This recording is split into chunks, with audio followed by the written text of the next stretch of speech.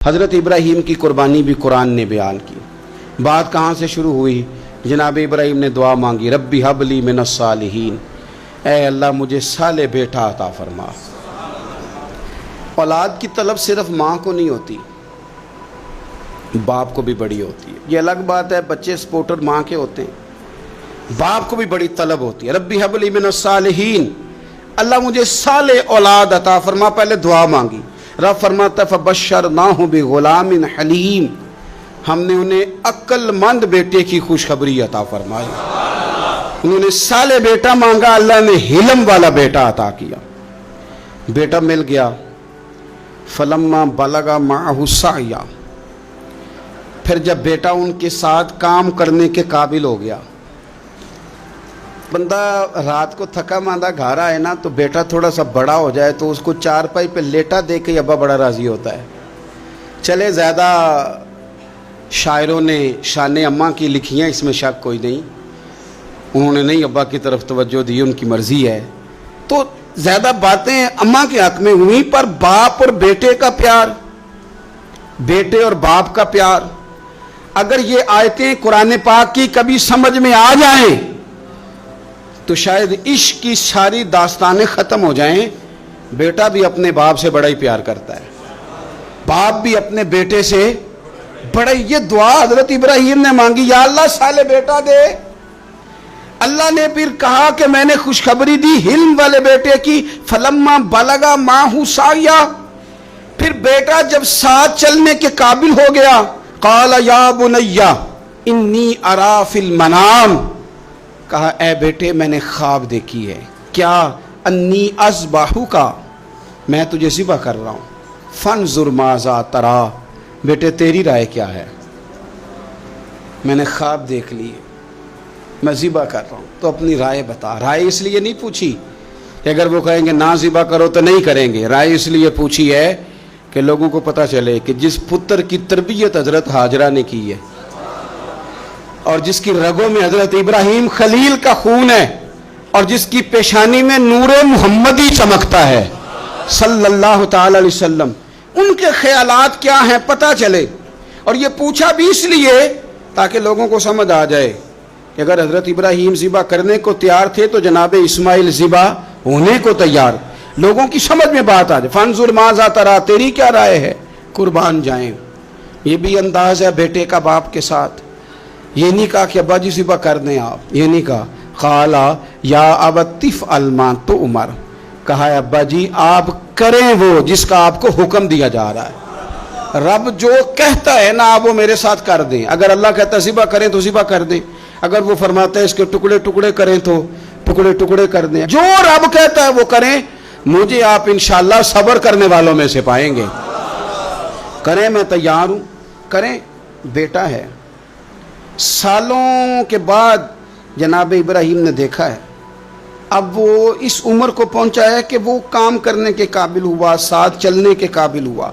हुक्म आ गया। देखो एक मुश्किल वो होती है कि तबलीग करनी है, काफिरों को रास्ते में मुश्किल आ गई। एक मुश्किल वो थी कि काफिरों से लड़ाई करनी थी तो रास्ते में मुश्किल है।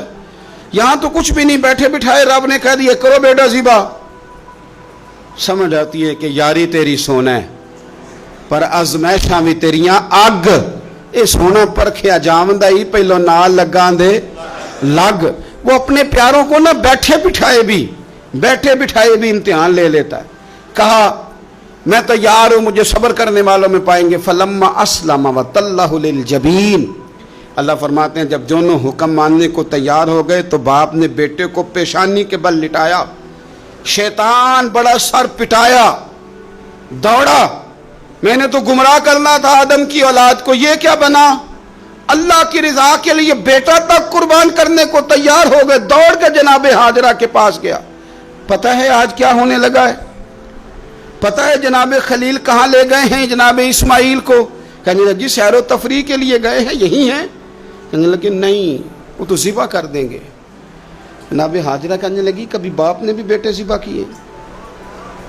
का उनका गुमान है कि रब का हुक्म आया है। फरमाने लगी तुम मरदूद शैतान है, अल्लाह के नबी का गुमान नहीं होता, रब के नबी को वही आया करती है। दौड़ जा इधर से। अगर मेरे मालिक ने میری گود کا پالا مانگا ہے تو ایک اسماعیل ہے، کاش میری گود میں ہزاروں ہوتے، میں ایک ایک کر کے سارے اپنے رب کے نام پہ قربان کر دے۔ دوڑ کے آیا جناب اسماعیل علیہ السلام، پتہ ہے آپ کے والد کہاں لے جا رہے ہیں؟ فرمایا یہیں سیر کے لیے۔ کہنے لگے نہیں،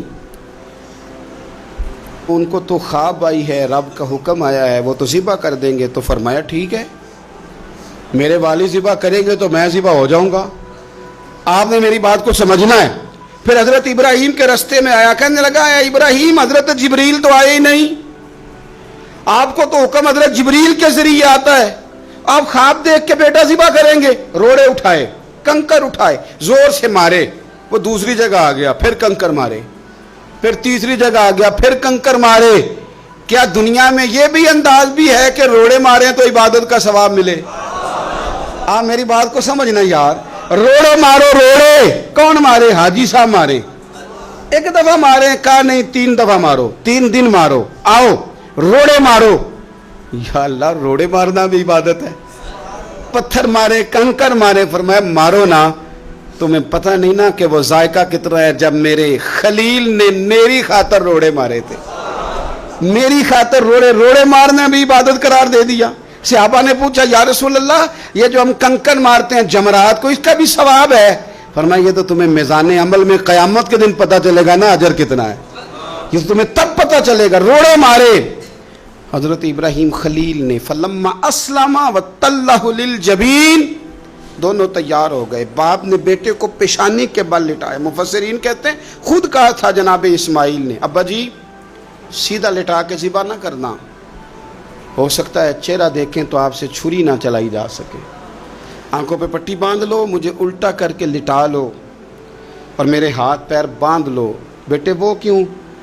کہا آپ والد ہی نہیں، پیغمبر بھی ہے، پیغمبر بھی جد الانبیاء، ابو الانبیاء ابراہیم خلیل، ایسا نہ ہو کہ میں موت آتے وقت تڑپوں تو کچھ خون اڑے، تو میں اللہ کے نبی کی بے ادبی نہیں کرنا چاہتا، مجھے ذرا باندھ لے۔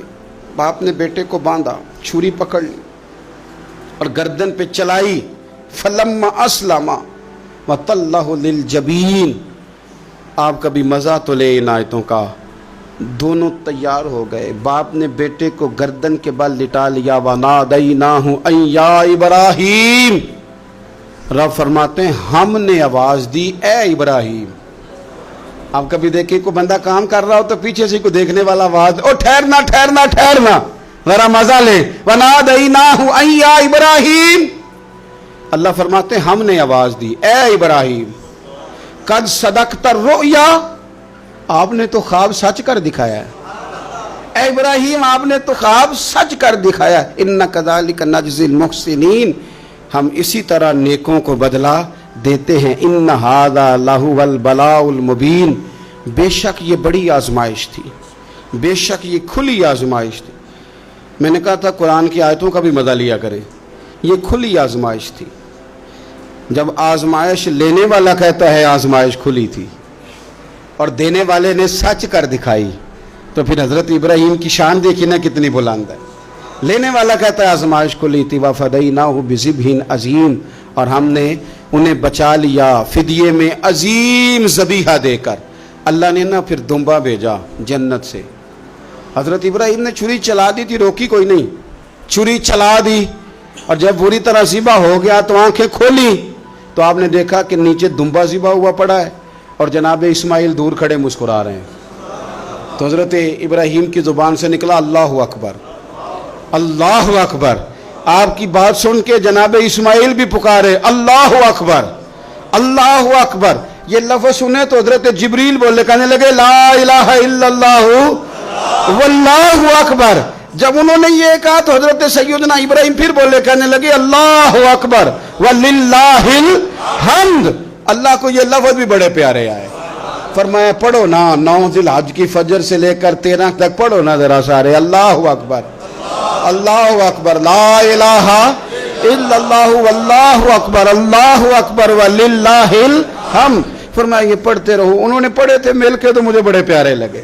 فرمایا ہم نے انہیں بچا لیا ایک فدیہ، عظیم فدیہ دے کے، وَتَرَكْنَا عَلَيْهِ فِي الْآخِرِينَ، اور ہم نے ان کے ذکر کو چھوڑا ہے آنے والوں کے لیے۔ کیا لفظ ہے قرآن کے، कुर्बान होने को दिल करता है। ये बात बयान करके पता क्या फरमाया? रब ने फरमाया, रब ने फरमाया, खुदा खुद मीर मजलिस बूद, रब करीम ने फरमाया, क्या फरमाया? फरमाया सलामुन अला इब्राहीम, कुर्बान जाए, सलामुन अला इब्राहीम।